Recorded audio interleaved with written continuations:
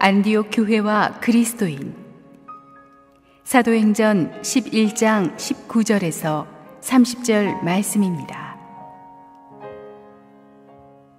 그때에 스데반의 일로 일어난 환란으로 말미암아 흩어진 자들이 베니게와 구브로와 안디옥까지 이르러 유대인에게만 말씀을 전하는데, 그 중에 구브로와 구레네 몇 사람이 안디옥에 이르러 헬라인에게도 말하여 주 예수를 전파하니, 주의 손이 그들과 함께 하심에 수많은 사람들이 믿고 주께 돌아오더라.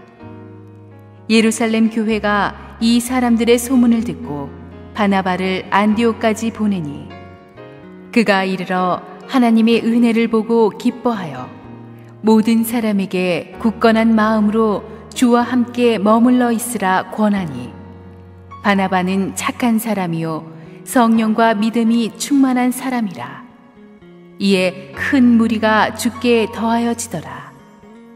바나바가 사울을 찾으러 다소에 가서 만남에 안디옥에 데리고 와서 둘이 교회에 1년간 모여 있어 큰 무리를 가르쳤고, 제자들이 안디옥에서 비로소 그리스도인이라 일컬음을 받게 되었더라.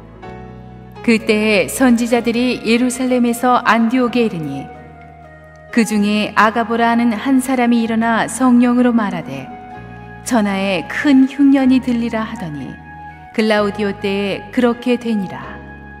제자들이 각각 그 힘대로 유대에 사는 형제들에게 부조를 보내기로 작정하고, 이를 실행하여 바나바와 사울의 손으로 장로들에게 보내니라. 함께 한번 기도하시고 하나님 말씀 듣겠습니다.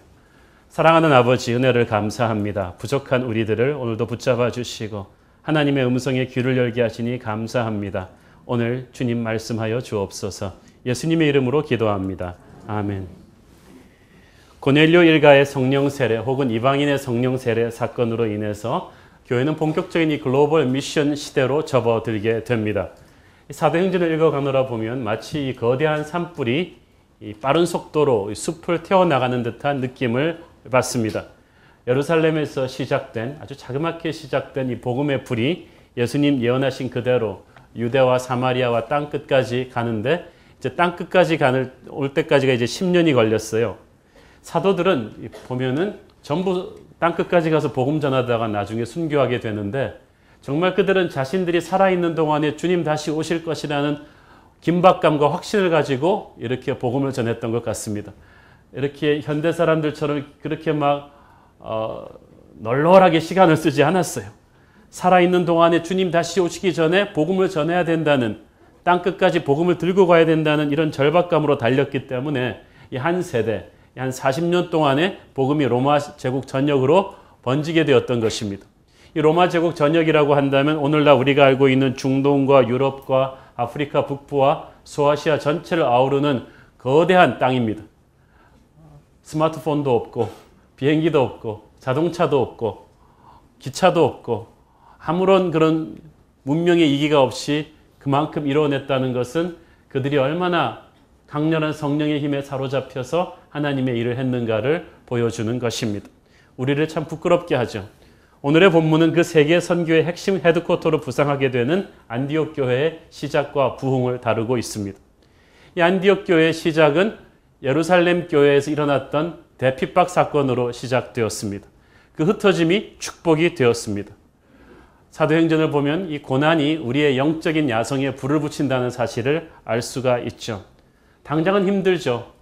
예루살렘 교회에서 오손도손 부흥을 체험하면서 신앙생활 잘하고 있는데 갑자기 그냥 세상 전역으로 갑자기 떠밀리게 된 거예요. 자기들이 기획하고 준비해서 흩어진 게 아니고 그냥 떠밀려서 어쩔 수 없이 밖으로 나가서 복음을 전하게 된 것입니다. 우리가 알고 있는 그 유명한 조크 있지 않습니까? 그 폭풍우 치는 바닷가에 사람이 빠졌는데 너무 물이 거세니까 아무도 못 뛰어든데 다들 발만 둥둥 거리고 있는데 어떤 사람이 용감하게 뛰어들어 폭풍우를 헤치고 그 사람을 딱 끄집어내서 돌아오니까 사람들이 영웅이 탄생했다. 신문기자가 어떻게 그런 용감한 일을 할 수 있었습니까? 그 사람이 쫙 째려보면서 어떤 놈이 날 밀었어. 그렇다는 거죠. 자기가 자발적으로 한 게 아니고 그냥 누가 밀어서 이 사람이 영웅이 된 거예요. 그런데 초대교회가 미안한 말씀이지만 그렇습니다. 사마리아 전도도 이렇게 기획하고 가서 한 게 아니고 스데반 사건 때 튀겨 나가가지고 떠밀려 가가지고 복음을 전했고, 여기도 보니까 이 안디옥 교회도 사고처럼 터진 현상이에요. 의도적으로 기획한 것이 아니라 고난 때문에 흩어져가지고 복음을 전하게 된 것입니다. 우리가 이게 참 신비한 영적인 그 법칙이죠. 우리가 환경이 좋으면, 고난이 없고 몸도 건강하고 안 아프고 애들도 말 잘 듣고 공부 잘하고 남편도 참 착하고 성실하고 경제적으로도 어려움이 없으면 여러분이 신앙생활 잘할 것 같죠? 아니에요. 그렇지 않아요. 더 나태해지고 교만해지고 게을러지기 쉬워요. 그래서 주님의 일 열심히 하는 사람들 보면 어딘가 인생 하나가 좀 고장나 있는 분들이 많습니다. 몸이 아프다. 아픈 몸을 가지고 주님의 일을 하더라고요. 건강한 사람들이 그 몸으로 놀지 하나님의 일을 하지 않아요. 돈 많은 사람들이 그 돈 가지고 하나님의 일에 헌금 잘 안 해요.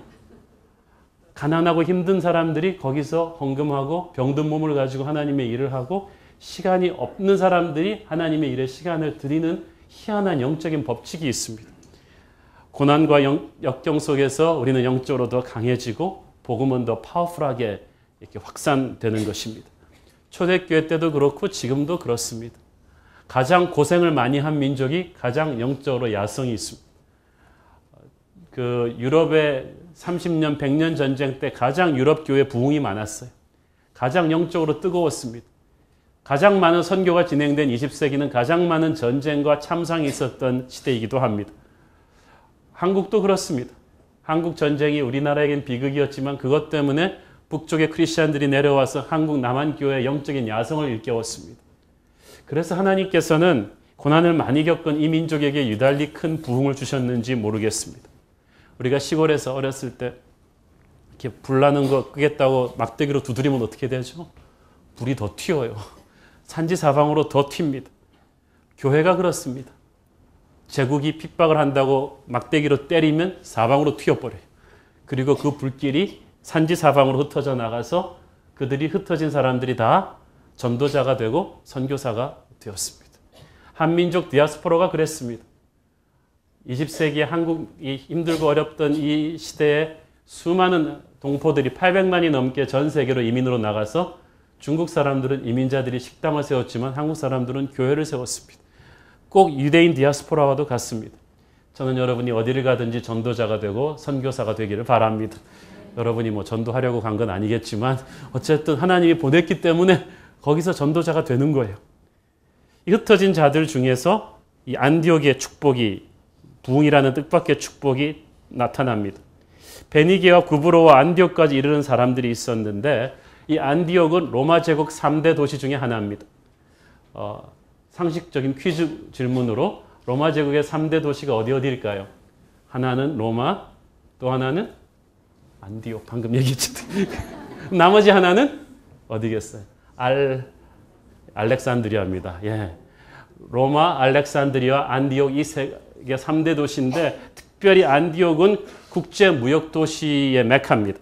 인구가 50만이 넘는 그 당시는 꽤 큰 도시인데 물자와 돈이 풍족했고 이 비즈니스맨들과 이 새로운 아이디어들이 막 흘러가는 북적대던 그런 곳입니다. 스포츠와 쾌락의 중심지입니다. 당시 그 역사에 보면은 고대 도시들 중에서 밤에 불을 환하게 켜놓은 얼마 안 되는 대도시 중에 하나였다고 합니다. 그러니까 애지간한 촌사람들은 딱 안디옥에 들어오기만 하면 기가 꽉 질리는, 세상의 화려함에 압도될 수 있는 그런 곳입니다. 그런데 거기에 와서도 제자들은 담대하게 복음을 전합니다. 19절에 보니까 말씀을 전했다는 말에서 전했다는 말은 telling the story, 그러니까 이렇게 설교하는 게 하는 것이 아니고 매일매일의 일상생활에서 everyday conversation, 매일매일의 일상생활에서 커피 마시면서 하는 대화를 말합니다. 그러니까 흩어진 크리스찬들이 이제 안디옥에 이사 와가지고 그 동네에서 반상회도 나가고 그리고 스타벅스 커피에서 커피도 마시고 직장도 새로 들어가면은 사람들이랑 앉아서 이야기를 시작하는데 자연스럽게 예수님 얘기를 했다는 것입니다. 저는 여러분이 만나는 모든 사람들에게 자연스럽게 예수님 얘기하기를 바랍니다. 이 전도라는 것이요, 이렇게 억지로 훈련받고 하는 게 아니에요. 여러분이 좋은 영화 보고 나면은 친구들한테 얘기할 때 훈련받고 그 얘기해 줍니까? 아니, 이 영화 정말 좋아 그러면서 막 입에 거품을 버글버글 물고 얘기하잖아요. 정말 멋있는 사람을 사귀게 되면 친구가 없어서 얘기를 못하지, 있는 친구는 다 붙잡고 얘기를 하는데, 그때 애인 소개법에 대해서 여러분이 세미나 듣고 하나요? 아니. 예수님을 진짜 제대로 체험하면 주 예수 사랑 기쁨이 내 안에 가득 차게 되면 그냥 커피 마시면서 막 하는 거예요. 야, 너 내가 최근에 만난 분의 얘기를 들려줄게. 그래서 예수님 얘기를 막 듣는 사람 아랑곳 없이 막 하는 거죠. 그렇게 막 말씀을 전하는 게 전도입니다. 그러는데 거기까지는 좋은데 문제는 유대인에게만 말씀을 전한 것이 문제죠. 우리 한국 사람들이 외국에 이민 가서도 한국적 사고방식으로 한국식으로 막 살려 그러듯이 LA 같은 데는 교포가 거의 80만이 넘습니다. 서울시 LA 구라 그러지 않아요?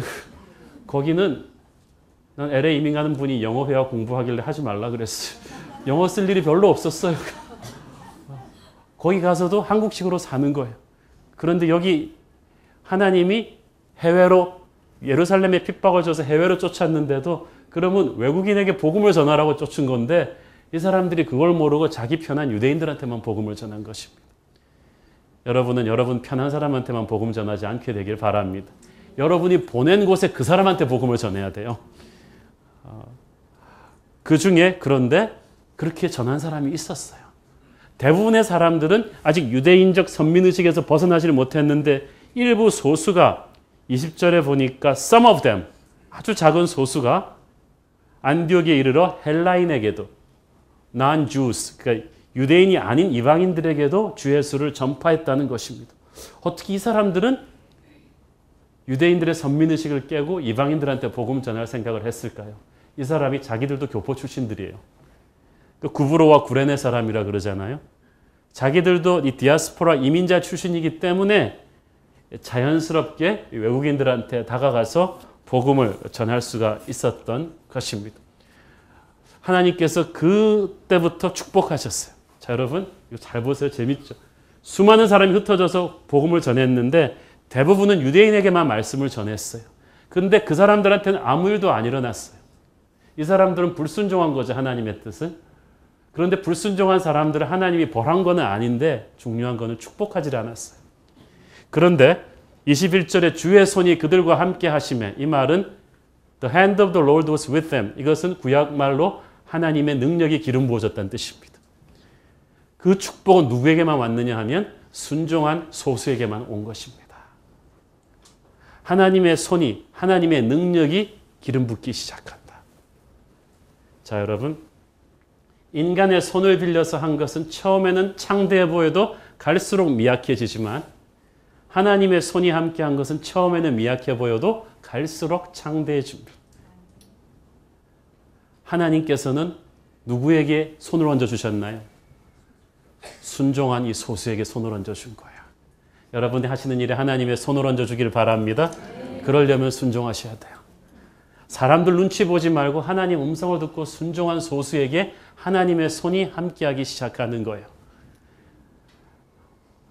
사람의 눈치를 교회에서 많이 보면 그 교회가 정치적이 됩니다. 교회가 커서 문제가 아니라 정치적이 되니까 문제예요. 그러나 하나님 눈치를 더 보는 교회는 영적입니다. 우리는 정치적인 교회가 아니라 영적인 교회가 돼야만 합니다. 오늘날 교회가 이토록 무기력한 것은 정치적이 되었기 때문입니다.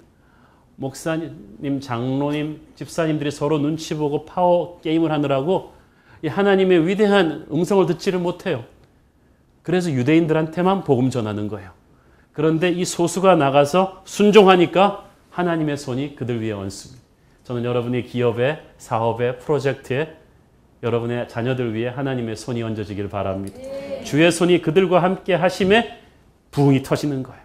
안디옥 교회 부흥은 기획된 부흥이 아닙니다. Nobody planned it. Nobody even expected it. 아무도 기획하지 않았고 기대도 하지 않았는데 그냥 터졌어요. 부흥은 터지는 거예요. 기획하는 게 아니에요. 쉽게 말해서 어느 구름에 비가 들었는지 아무도 몰라요. 하나님이 준비한 구름에서 터지는데 그것은 순종이라는 채널을 통해서 떨어집니다. 안디옥 교회는 사람의 힘으로 한 게 아니에요. 어떤 특출한 카리스마틱한 베드로나 바울급의 목회자가 처음부터 가서 예루살렘 교회가 치밀하게 기획해서 야 너희들이 가서 몇 월 며칠에 성령 떨어질 거야. 이렇게 준비한 게 아니란 말이에요. 우리가 거기 안디옥의 번화가에 큰 건물 사줄게. 그렇게 한 게 아니에요. 사고처럼 터졌어요. 열린 마음으로 복음을 전한 순종한 그 소수에게 하나님의 복음의 성령의 기름 부으심이 온 것입니다. 그러니까 부흥이 터진 거예요. 역사는 그렇게 새롭게 바뀌어갑니다. 수많은 사람들이 믿고 주님께로 돌아오기 시작합니다. 자, 여러분, 교회는 건물이 아니라 사람이라고 했죠. 교회는 사람이 변화받고 구원받는 곳입니다. 얼마나 해야 될까요? 셀 수 없을 정도로 많습니다. 여기서 수많은 사람이라는 말은 사람이 손으로 세지 못했다는 것입니다. 자, 누가가 있잖아요. 보면은 3,000명, 5,000명 예수 믿었을 때는 손으로 썼어요. 3,000명, 5,000명. 이 말은 그 숫자 넘어갔다는 거예요. 예루살렘 교회 3,000명, 5,000명 예수 믿은 것도 큰 숫자였잖아요. 근데 성경이 좀 사람들이 그 당시 숫자가 약해가지고 5,000 넘어가면 좀 못 세나 봐요. 넘어갔다는 거예요. 수많은 사람, nobody could count. 셀 수가 없었어요. 자, 하나님은 일단 우리가 생각하는 것보다 훨씬 많은 사람들을 구원하기 원하십니다. 하나님의 숫자가 항상 커요. 그런데 인간은요, 일단 자기가 구원의 문을 넘어서면 이 문을 잠가도 된다고 생각합니다. 나 살았네. 아슬아슬했네.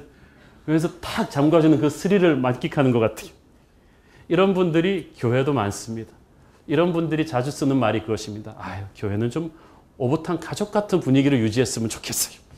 숫자가 중요하나요? 우리는 가족 같은 교회로 좀 오래 갔으면 좋겠어요. 그 예배에서 좀 익숙해질 만한데 왜 자꾸 새 식구들이 와가지고 그 사람 앞에서 또 내 얘기하기 정말 힘들어요. 좀 숫자를 좀 셧다운 했으면 좋겠어요. 당분간. 그런데 여러분, 교회는 여러분 편하라고 가족 같은 분위기 만들려고 있는 데가 아니거든요. 그 말이 얼마나 셀피시한 말인가 하면 사람들은 막 물에 빠져 죽어가는데 여객선에서 이거 룸이 부족한데 이거 볼링장 없어지는데 우리 조금 갈려서 받아야겠어. 이렇게 말하는 것과 마찬가지. 그렇지 않아요. 무조건 대형교회를 지향하는 것은 문제지만 하나님이 구원하기로 작정하신, 우리를 통해서 구원하기로 작정한 숫자를 우리가 제한할 수가 없어요. 우리가 먼저 들어왔다고 해서 새로 들어오는 사람들을 차별할 수 없어요. 먼저 들어온 사람들이 서 있고 새로운 사람들이 앉아 있다 할지라도 여러분 인생 스토리를 수놓 들어올 때마다 수백 번 다시 낭독해야 된다 할지라도 그렇게 해야 돼요. 그리고 자꾸 해보면 재밌어요. 할 때마다 자기 인생도 스토리가 바뀌어져 가지고 우리가 좀 불편하고 힘들더라도 있는 힘껏 문을 열고 복음을 전해서 수많은 사람들이 주님의 손으로 교회로 들어오는 것을 우리는 보기를 원하는 것입니다. 자, 이 안디옥 교회가 성령의 불을 받았어요. 이제 탄력 받았는데 이 받은 탄력을 이게 꺼뜨리지 않고 확실하게 굳히는 교회의 실력으로 만들기 위해서는 어떤 리더십이 필요했습니다. 바나바라는 사람이 있었어요. 이름 외우기 되게 쉽습니다. 바나바, 거꾸로 해도 바나바, 앞으로 해도 바나바. 이 사람을 보내서 예루살렘 교회가 부흥의 현장을 확인하고 격려하게 합니다. 이 예루살렘 교회가요, 참 잘하는 게 하나 있는데 예루살렘 교회가 치밀하게 그걸 알았어요. 부흥이라는 것이 치밀하게 기획하고 준비하는 것이 아니고 하나님이 사고처럼 터뜨리시는 것이기 때문에 우리는 그냥 겸손한 마음으로 하나님이 터뜨리는 현장을 찾아가서 축복해 주면 돼. 지원 사격만 하면 된다는 거예요. 그래서 사마리아에서 빌립 집사를 통해서 부흥이 터졌을 때도 베드로와 요한이 가서 그것을 축복하고 바쳐줬어요. 지금도 안디옥에 놀라운 부흥이 터졌다는 말을 듣고 예루살렘에서 사자를 파송한 거죠. 바나바라는 사람을 파송해서 부흥의 현장을 확인하고 축복해주고 영적인 네트워킹을 연결하기 위함입니다. 여러분, 교회가 이런 거 해야 돼요. 저는 이게 참 익사이팅한 일이라고 생각해요. 너무나 다이나믹합니다.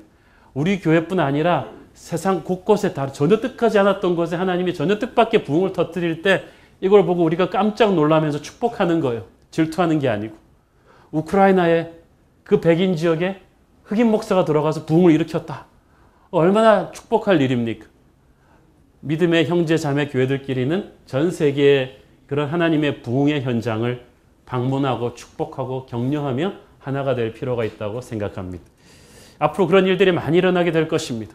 하박국 3장 2절 시작. 여호와여 내가 주께 대한 소문을 듣고 놀랐나이다. 여호와여 주는 유해일을 이 수년 내에 부흥하게 하옵소서. 이 수년 내에 나타내시옵소서. 진노 중에라도 긍휼을 잊지 마옵소서. Lord, I have heard of your fame. I stand in awe of your deeds. Give us revival. Renew them in our day. 이 시대에 부흥을 주시옵소서. 하나님의 위대하심에 놀랐나이다. 이걸 표현하는 거예요. 여러분, 부흥은 하나님도요. 사람도 뭐 해주면 놀라고 감탄하고 칭찬해 주는 사람한테 계속 주고 싶어요. 하나님이 누구한테 축복 계속 주는 줄 아세요? 하나 주면 우와 하나님 와 하고 달려오는 애한테 주고 싶지 부흥은 여러분 놀래줘야 돼요. 저는 그래서 예수 믿고 나서부터 남의 부흥에 가서도 항상 놀래기로 작정한 사람입니다. 토론토에 부흥이 있어? 할렐루야 가서 배워야지. 주님 저의 시대도 이런 부흥을 보여주옵소서. 그래서 항상 어느 부흥에 가든지 항상 이렇게 축복을 하면서 꼭 그 얘기도 귀에 똑 붙입니다.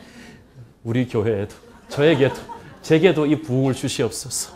여러분 부흥의 현장을 방문하고 축복하고 주의 일을 보고 놀랐나이다. 이 수년 내에 부흥케 하옵소서. 그 목적을 위해서 바나바가 또 온 거예요. 사실 이 바나바라는 사람은 교회 대표격으로 왔는데 12사도도 아닌데 평신도인데 이런 권위를 받았다. 그것은 예루살렘 교회에서 그가 존경받는 리더였음을 의미합니다. 바나바는 사도행전 4장에 등장하죠. 자기도 가난한데 있는 재산 다 팔아서 가난한 형제들을 도운 사람입니다. 이름 자체가 Son of Encouragement, 남을 격려하는 사람이요 세워주는 사람이었습니다. 아무도 이 사울을 받아주려고 하지 않았을 때 회심한 사울을 예루살렘 데리고 가서 중재한 사람이 바로 바나바입니다. 그래서 그가 예루살렘 교회 대표격으로 안디옥에 내려온 것입니다. 자, 그런데 사실 안디옥 교회 입장에서 볼 때 굉장히 위에서 파견한 사람이니까 조금 어렵잖아요. 근데 이 바나바가 딱 가서 정말 멋있는 일을 하죠. 23절 같이 보겠습니다. 시작. 그가 이르러 하나님의 은혜를 보고 기뻐하여 모든 사람에게 굳건한 마음으로 주와 함께 머물러 있으라 권하니. 현장을 확인해 보니까 성령의 열기가 딱 느껴지거든요.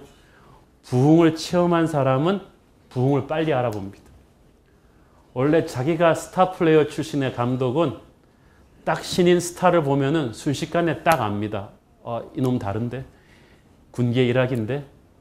부흥을 체험했기 때문에 예루살렘 부흥을 체험한 바나바니까 딱 들어서는 순간 알았어요. 주님이 여기 오셨구나. 성령의 불이 여기에 있구나. 그러면서 기뻐했습니다. 저는 여러분이 부흥의 현장에서 기뻐하기를 바랍니다.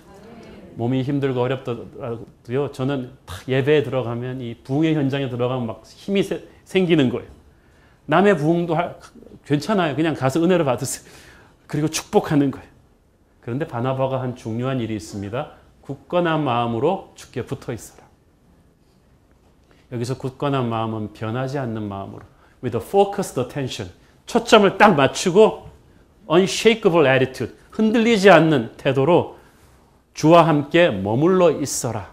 그 말은 시간이 지나도 변하지 않도록 딱 주님 안에 거하라. 주님과 교제하라는 뜻입니다. 이거 굉장히 중요합니다. 부흥의 불길을 체험하고 몇 년 지나면 사그라지는 사람이 있어요.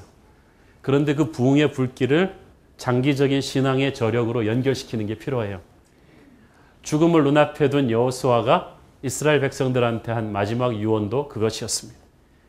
여호수아 23장 8절 시작. 오직 너희의 하나님 여호와께 가까이 하기를 오늘까지 행한 것 같이 하라. 아멘. 오늘까지 내가 행한 것 같이 하라. 성경에서 성경책 들고 제일 먼저 큐티한 사람이 누군지 아세요? 쉽게 생각하세요. 여호수아예요. 방금 읽었죠. 모세가 죽고 나서 불안하고 허한데 하나님께서 이 율법책을 주여로 무슨 율법책 보니까 모세가 모세오경을 남긴 거 있죠. 창세기, 출애굽기, 레위기, 신명기 처음 들어본 따끈따끈한 두루마리가 이만큼 쌓인 거. 이것을 네 평생에 묵상해라. 그러면 너는 전사가 될 것이다.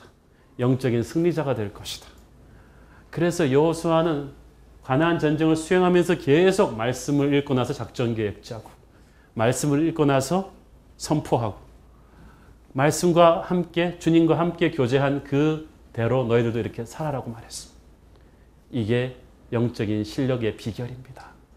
주님께서도 승천하시기 전에 제자들한테 그것을 당부하셨습니다. 요한복음 15장 5절 시작. 나는 포도나무여 너희는 가지라. 그가 내 안에 내가 그 안에 거하면 사람이 열매를 많이 맺나니 나를 떠나서는 너희가 아무것도 할 수 없음이라. 여러분이 주님과의 교제가 잃어버리는 그 순간 성령의 능력이 떠납니다. 같은 사람인데. 그런데 주님 안에 있는 한 성령은 엄청난 파워로 여러분을 통해서 행사하실 줄로 믿습니다. 그러므로 영성이란 주님한테 바짝 붙어 있는 것입니다. 아무리 힘들고 어려워도 큐티를 빼먹지 않는 것입니다. 때로는 감정이 안 따라줄 때도 있고, 때로는 부부싸움에서 속상해서 같이 교회 가기 싫을 때도 있죠. 그래도 나오셔야 돼요. 딴 예배를 가더라도, 1부, 2부 부부가 딴 데를 가더라도 새벽 기도 나와서 버티는 거예요. 주와 함께 머무르는 것입니다. 힘들고 어려워도 순예배에 나와서 앉아있는 거예요. 그것이 다 주님 안에 거하는 것이기 때문에 그렇습니다. 영적으로 강한 사람도 흩어지기 쉬운데 바나바가 그렇게 권했다는 것입니다. 여기서 권했다는 말은 격려했다, 도전했다는 뜻이에요. 요한복음에서 보혜사 성령님이 우리를 격려하고 도전한다는 그 말과 똑같은 헬라어 동사입니다. 권한다. 사랑하는 여러분, 여러분은 그런 믿음의 성배의 격려와 붙잡아줌이 필요해요. 그래서 주님한테 바짝 붙어있는 그런 여러분 되기를 축원합니다. 주님한테 밀착되게 계셔야 돼요. 그래야 그 부흥의 불길이 사그라들질 않아요. 이 바나바를 한번 살펴보면 참 멋있는 사람이, 그 사람은 착한 사람이었다고 했습니다. 얼마나 착했으면 그 사람 소개할 때 착한 사람이라고 소개할까요? He's a good man. 그런데 여기서 그냥 착하다는 말은 우리가 생각하는 그 착한 말보다 수준이 더 높아요. 성령의 성품, 예수님의 인품을 말하는 거예요. 우리가 교회에서 리더십 얘기할 때 세 가지 리더십을 생각할 수가 있어요. 하나는 영적인 리더십입니다. 기도가 뜨겁고 성경을 잘 가르치고 영성이 탁월한 리더십이죠. 둘째는 기능적인 리더십입니다. 실무 일을 잘합니다. 그분은 딱 보면 안내팀이 어디가 구멍이고 어디에 세워야 되고 동선을 어떻게 움직여야 되고 스피커는 어떻게 놔야 되고 이게 착착착착 일설미가 눈에 들어오는 기능적인 리더십이죠. 필요합니다. 근데 세 번째 눈에 잘 안 보이는 리더십이 있는데 인격적 리더십입니다.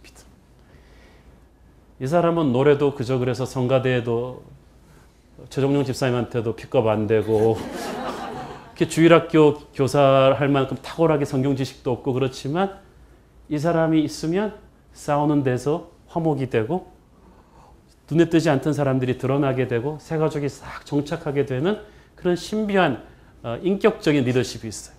바나바가 바로 그런 사람입니다. 바울은 영적인 리더십이 뛰어난 사람이고요. 그런데 이 바나바가 남을 세워주는 착한 사람이었다는 뜻입니다. 일을 할 수 있는 사람은 많습니다.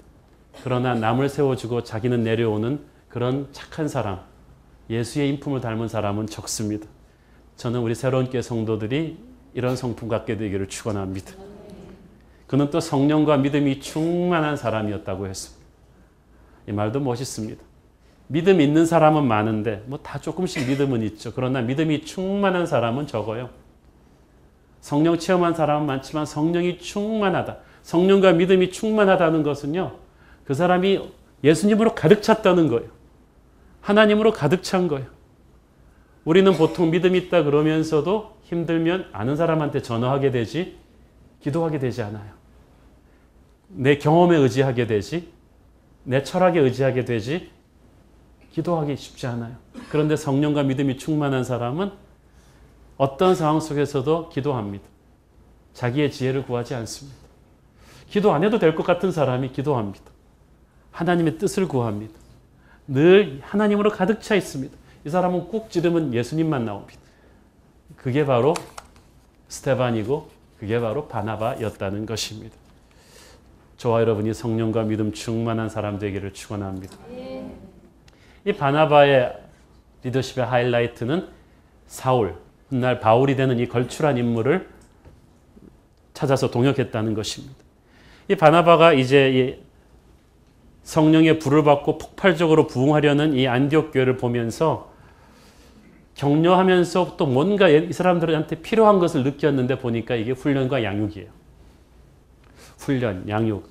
그래, 나도 좀 할 수 있는데 그러지 않았어요. 바나바도 할 수는 있죠. 그러나 탁월하게는 못해요. 탁월하게 하려면 그 사람 데려와야 되는데 사울이 와야겠는데 그러면서 사울이 내려가 있는 다소로 간 거예요. 자, 타임머신을 거꾸로 돌려서 사울이 바울되고 나서 사도행전 9장에서 어떻게 다소에 가게 되어 있는지 우리가 공부했죠. 다메섹과 예루살렘에 가서 은혜 충만해서 복음 전하니까 이 종교 지도자들이 싫어서 사울을 암살하려고 했습니다. 그래서 사울의 제자들이 이 사람을 탈출시켜서 당분간 고향인 다소에 내려가 있게 했죠. 그래서 이 사울이 다소에 가서 한 몇 년간 다소 곳이 이제 딱 있는데 이 바울의 고향이었던 이 다소가 안디옥 비슷한 곳이에요. 글로벌한 도시입니다. 큰 무역 도시고요. 수많은 헬라의 학문이 풍성한 바로 그런 곳입니다. 유대 율법에 정통했으면서도 로마 시민권자였던 바울이 그런 다소에서 자라게 된 까닭이 무엇일까요? 그리고 은혜 받은 바울이 다시 거기서 몇 년 동안 있었던 까닭은 바로 하나님께서 이런 이방인들에게 복음을 전하기 위한 준비를 거기서 시키신 거예요. 거기서 근 10년이 있었습니다.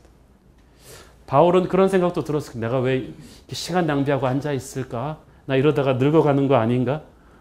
그러나 하나님께서 이방인 선교를 위해서 그 국제도시 다소에서 준비를 시켰다가 다소 비슷한 도시인 큰 도시 안디옥에서 부흥이 일어나게 하시고 이 안디옥의 부흥을 이제 이끌고 나갈 주역으로 바나바를 보내서 바울을 픽업해 오신 것입니다. 사랑하는 여러분, 세상이 여러분을 알아주지 않는다 하여도 푸시킨의 시처럼 결코 슬퍼하거나 노하지 마십시오. 하나님이 하나님의 때에 바나바를 보내서 여러분 픽업하실 거예요. 여러분한테 재능을 주고 여러분을 그렇게 준비시켰는데 하나님이 안 쓰시겠어요?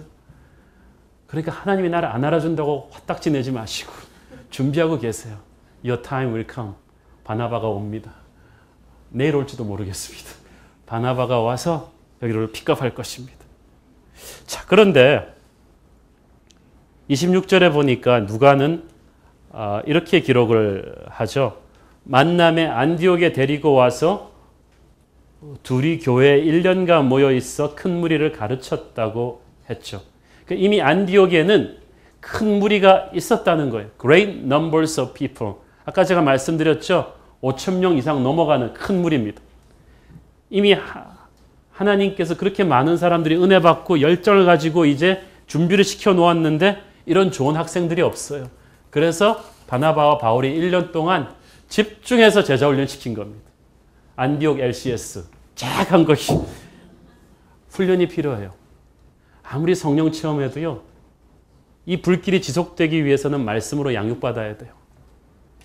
아무리 애국심이 뛰어난 병사라 해도 훈련받지 않으면 나라에 아무 소용이 없습니다. 말씀을 제대로 가르쳐야 사람들이 받은 은혜가 내 영혼 속으로 들어와서 내 옛 자아가 깨어지고 정형화되는 거예요.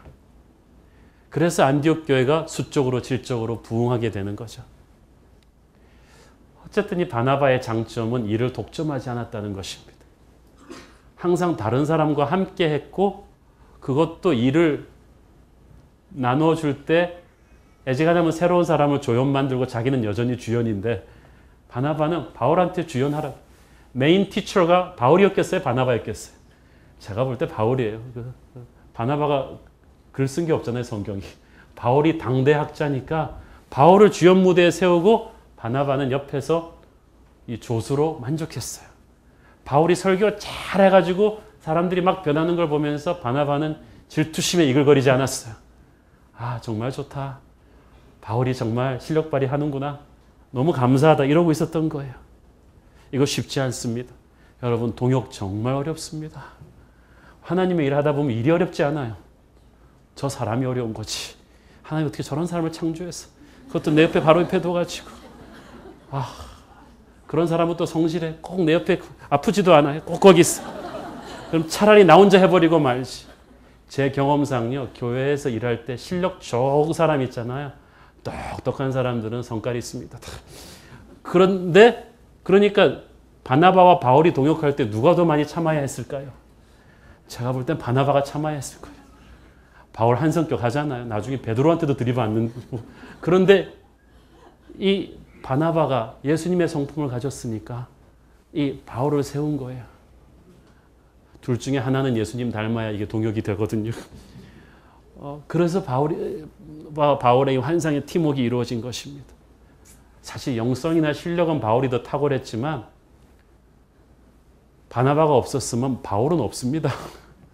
모든 사람이 사울을 오해하고 있었을 때 처음에 바나바가 중지해서 인정받게 했잖아요.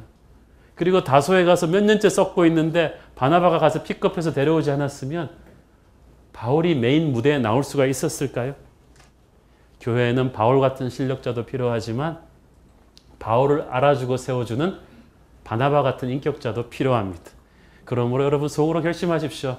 내가 바울이 아닐 것 같으면 바나바가 되자. 이 안디옥 교회에서 비로소 크리스찬, 그리스도인이라는 영광스러운 호칭이 탄생이 됩니다. 자, 여러분 크리스찬이라는 말이 안디옥 교회에서 생겼어요. 이거 나중에 상식 퀴즈에서 써먹으세요. 예루살렘 교회가 아니에요. 안디옥 교회에서 비로소 크리스찬이라는 말이 나온 거예요. 이 크리스찬이라는 말은 쉽게 말해서 예수에 미친 사람들입니다. Christ manias 이런 뜻입니다. 그들의 삶에서 예수님의 흔적이 그냥 너무 많이 풍겨났다는 거예요. 여러분 예수님과 함께 오래 있으면 예수님 냄새가 나요. 향수 가게에 가면 향수 냄새가 나요. 저는 꼭 공항에서 비행기 타기 전에 면세점 들어가서 이 향수 가게 코너를 쫙 돌면서 그 테스트로 나온 이거 종이 있잖아요. 거기다가 쫙 할 때마다 때로는 캘빈 클라인을 뿌리기도 하고 때로는 아르마니를 뿌리기도 하면서 뿌려서 이거 딱 양복 안에다 넣습니다. 냄새가 비행기 타고 나는 내내 제 주위 고객들한테 아주 좋게 풍기죠. 향기를 갖고 다니면 향기를 뿌린다는 거예요. 여러분이 예수님을 가슴에 모시고 다니면 예수님이 보이지 않는 영향력으로 사람들한테서 느껴져요. 고린도후서 2장 14절 15절 보겠습니다. 시작. 항상 우리를 그리스도 안에서 이기게 하시고 우리로 말미암아 각처에서 그리스도를 아는 냄새를 나타내시는 하나님께 감사하노라. 우리는 구원받는 자들에게나 망하는 자들에게나 하나님 앞에서 그리스도의 향기니. 아, 정말 이 말이 너무 멋있어요. The fragrance of Christ 아니면 aroma of Christ. 예수님의 향기를 우리가 내고 다닌다는 거예요. 여러분 몸에서 향기 나는 거 아세요? 영혼의 향기가 나요. 아무리 여러분이 좋은 향수 뿌리고 치장하고 있어도요. 예수님이 없는 사람은 영혼이 썩는 냄새가 나고요. 영적으로. 그러나 예수님으로 가득 찬 사람은 예수님의 향기가 느껴집니다. 진짜 예수님 믿고 제대로 변한 사람, 날마다 주님과 교제하는 사람한테는 달라요. 이 크리스찬이라는 이 브랜드 마크를 교회 안에서 붙인 게 아니라 불신자들이 붙여준 거예요. 그 사람 직장 동료들이 붙여준 거예요. 안디옥에서. 직장 동료들이 뭘 봤을까요? 한참 프로젝트 데드라인에 와서 딴 사람들 얼굴은 피곤과 긴장감으로 가득 차 있는데 이 김 대리는 평안하고 기쁨에 가득 차 있는 거예요. 한참 구조조정 때가 가까우는데 다른 사람들은 원망과 불평이 가득한데 이 사람은 얼굴 표정이 평안하고 감사와 축복의 말을 하고 있어요. 처음에는 사장 아들인가? 그렇게 보다가 아닌 것 같아요. 그런데도 평안해요. 가장 열심히 일하면서도 김 대리는 자기를 드러내지 않아요. 남들이 쉬는 시간에는 자판기 커피 뽑아 먹고 음담패설 신나게 하고 있는데 이 김 대리는 커피잔 하나 들고 가만히 있는데 이 사람 앞에서 어쩐지 그런 얘기를 못할 것 같은 느낌이 들어요. 부끄러워지는 거예요. 이런 일들이 하루 이틀 지나가면서 안디옥 교회 크리스찬 그 제자들의 직장 동료들이 이 사람 크리스찬이구나. 처음에는 조롱하듯이 붙였던 말인데 예수님 사람이구나. 그게 탁 느낀 거예요. 저는 오늘날 우리에게도 이런 별명이 붙기를 바랍니다. 이 사람 정말 진짜 같은데 예수 믿는 사람 같군데 어떤 분들은 예수님을 믿긴 믿는데 안 믿는지 전혀 분간이 안 가는 사람이 있어요. 교회 안에서는 아멘 할렐루야 하는데 세상에서는 어떻게 그렇게 예수 믿는 티를 안 내고 정말 제주도 좋으세요? 이렇게 잘 숨어 있는지 모르겠어요. 식사할 때도 너무나 번개처럼 의젓하게 하기 때문에 하나님 땡큐 그러고 그냥 착 먹어버리기 때문에 이 사람이 크리스찬인지 아닌지 아무도 모르는 007 크리스찬들이 굉장히 많지 않습니까? 주님은 십자가 앞에서 우리를 부끄러워하지 않으셨는데 우리는 그냥 안 들키려고. 여러분은 그런 사람 아니기를 바랍니다. 무의식적으로도 여러분은 예수님의 향기를 풍기셔야 돼요. 생각이 예수로 꽉 찬 사람, 그게 안디옥 교회 크리스찬들이었다는 것입니다. 제자화되니까 그렇게 됐다는 거예요. 안디옥 교회가 양적으로 질적으로 성장하면서 또 한 가지 중요한 트레이드 마크를 보였는데 그것은 구제였습니다. 27절에 보니까 그때라고 나와 있는데 그것은 안디옥 교회가 한참 1년 만에 말씀 훈련 받고 성령 체험하고 성장하던 그때에 어떤 일이 일어났냐 하면은 아가보로 선지자들이 예루살렘에서부터 왔어요. 그 당시 초대교회에서는 사도 다음의 영적인 지도자들이 선지자들입니다. 이 사람들은 말씀을 전하고 예언을 하기도 하는 영감이 있는 사람들인데 사도들이 진짜라고 인정한 사람들이에요. 구약시대 선지자들은 주로 이스라엘에 대한 하나님의 구원 계획 또는 오실 메시아에 대한 이야기를 전했는데 이 신약시대 선지자들은 주로 교회의 사명에 대해서 예언을 했습니다. 이 선지자들을 통해서 하나님이 어떤 음성을 이 부흥하는 안디옥 교회에게 주셨어요. 자, 여러분, 부흥하면 힘이 생기잖아요. 이 힘은 방향성을 찾아야 되거든요. 그래서 하나님이 어떤 말씀을 주시는 거예요. 성령이 충만하게 되면, 그래서 부흥을 체험하게 되면 이 힘을 어디다 써야 될지 하나님이 방향을 말씀으로 주십니다. 천하의 큰 흉년이 될 것이다. 그런데 이 성령이 주시는 예언의 목적은 그냥 재미삼아 우리의 호기심을 충족시키거나 미래를 맞춰보는 그런 데 있지 않습니다. 성령이 주시는 예언의 목적은 우리의 마음을 감동시켜서 to touch our hearts, 그래서 우리가 하나님의 일을 하도록 하는 것입니다. To do the work of God. 오는 흉년을 막을 수는 없지만 흉년으로 신음하게 될 형제들을 도울 수는 있는 것이다. 교회는 방금 이제부터 그 준비를 하라고 하나님께서 미리 말씀을 주신 거예요. 그러니까 이 안디옥 교회가 참 신비하죠. 일괄적으로 바나바와 바울이 자 아무개는 돈 이만큼 내세요라고 지시한 게 아니고 제자들이 각각 그 힘대로 each according to his abilities 자기 형편에 맞게 자발적으로 다 낸 거예요. 아무도 강요하지 않았어요. 이게 사회주의와 교회의 다른 점이죠. 아무도 강요하지 않았어요. 다 냈다는 거죠. 이게 참 감동적입니다. 안디옥 교회가 1년 만에 도움의 대상이 아니라 도움을 주는 존재가 됐습니다. 그것도 자기 친정교회한테. 예루살렘 교회가 그렇게 된 거예요. 입장이 바뀐 거예요. 야, 복음의 진원지인 예루살렘 교회로 구제헌금이 1년 된 안디옥 교회로부터 갔다. 엄청난 메시지 아니에요? 이건 마치 자식이 첫 월급 부모 주는 것보다 훨씬 더 감동적인 사건입니다. 교회가 그래야 돼요. 때로는 사랑을 받지만 우리는 또 사랑을 돌려줄 줄 아는 존재가 되는 것입니다. 한국교회는 선교한다고 뽐낼 거 없습니다. 우리도 얼마나 큰 선교의 선물을 미국과 영국이나 이런 나라들로부터 받았어요. 자, 그런데 이 교회가 성령 받고 말씀 받아서 성장한 이 교회가 대외적으로 한 첫 번째 프로젝트가 구제였다. 이것은 오늘날 우리에게 시사하는 바가 큽니다. 성령 받은 사람들이 가장 먼저 어떤 일을 하냐 하면요. 똑같은 세상인데 이제 다르게 보여요. 전에는 내 것만 보였는데 이제는 내 주위에 어려운 형제 자매들이 보이기 시작하는 거예요. 보이니까 구제하는 거예요. 그래서 성령 받은 교회의 첫 번째 특징은 전도하는 것이고 두 번째가 구제하는 것이고 세 번째가 선교하는 것입니다. 이게 다 같이 가요. 자발적으로. 교회의 구제는 일반 사회단체들의 복지 구제와는 달라요. 성령의 감동으로 합니다. 하나님의 음성을 듣고 하는 것입니다. 저는 여러분이 성령의 감동으로 남을 돕기를 바랍니다.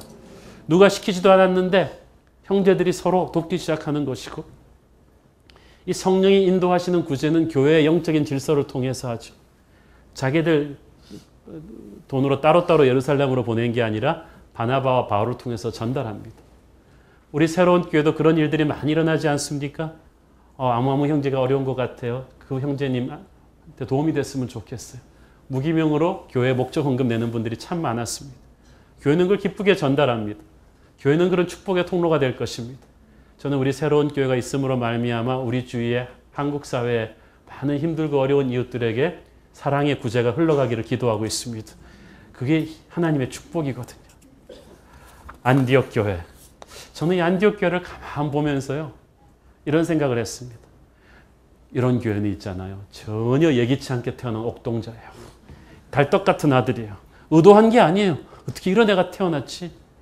제가 어떤 집에 딱 보면요, 이 부모를 보고 애를 보면 깜짝 놀랄 때가 있어요. 어떻게 이런 애가 저렇게 태어났지? 이렇게 공부 잘하고, 이렇게 인격 좋고, 인물까지 잘생겼는데 부모를 한번 봐도 그게 아니고 사고처럼 태어난 거예요. 안디옥 교회가 그랬어요. 예루살렘 교회가 의도적으로 만든 교회가 아니에요. 태어난 거예요. 여러분, 부흥하는 교회, 이 대형 교회는요, 처음부터 하고 싶어서 그렇게 된 게 아니라 그냥 태어난 거예요. 터진 거예요. 태어나면 어떻게 해야 돼요? 관리해야 돼요. 은혜로 밀어줘야 돼요. 안디옥 교회가 그렇게 태어났습니다. 처음부터 성령의 불 떨어지는 게 예사롭지 않았고, 바울과 바나바라는 좋은 리더십 팀워크를 통해서 말씀으로 철저하게 양육되어서 1년, 2년 만에 정형화된 제자들이 가득 찼어요. 그러니까 순식간에 이제 예루살렘 교회에서 안디옥 교회로 촛대가 옮겨옵니다. 이제 보시면 알겠지만 사도행전 11장부터는 안디옥 교회가 중심이에요. 예루살렘 교회는 막 정신 놓고 있다 10년 만에 촛대가 갔네. 벌써 옮겨간 거예요. 사랑하는 여러분, 성령의 역사가 그런 것입니다. 하나님께서 쓰실 때 그 엄청난 그 다이나믹을 잘 보고 있다가 하나님의 기름 부으심이 있는 그곳에 나도 올인해야 됩니다. 언제까지 촛대가 내게 머물러 있지 않거든요. 내게 주님이 내 교회에 어떤 시대에 나를 부르시는 이때 응답해야 돼요. 저 은퇴하고 나서 할래. 그때는 too late. 이 시대에 해야 돼요. 저는 이 안디옥 교회 오늘 본문을 준비하면서 속으로 수없이 이렇게 기도했습니다. 주님, 우리 새로운 교회가 서울의 안디옥 교회가 되게 하여 주옵소서. 목회자들이 기도와 말씀으로 성도들을 끊임없이 양육할 때 성도들은 성령이 주시는 부흥을 체험하게 하여 주옵소서. 이 부흥의 말씀이 성도들의 삶 속으로 녹아 들어가서 삶이 변하게 하셔서 이 성도들을 직장에서 보는 직장 동료들의 입에서 진짜 크리스찬이라는 고백이 터져 나오게 하여 주시옵소서. 성령님의 인도하심에 순종하는 제자들이 가득 차게 하여 주시고 서로 짐을 나눠주고 격려하는 그런 사랑하는 교회 되게 하여 주시옵소서. 세상 모든 민족이 구원을 얻기까지 하나님은 곳곳에서 부흥의 불길을 터뜨리실 때 이 교회가 주님의 손과 발이 되게 하여 주시고 이 한국 사회 병든 곳을 치유하게 하여 주시고 우리의 선입관을 깨고 복음을 전하는 그런 놀라운 교회 되게 하여 주시옵소서. 가서 제자 삼으라. 기도하겠습니다.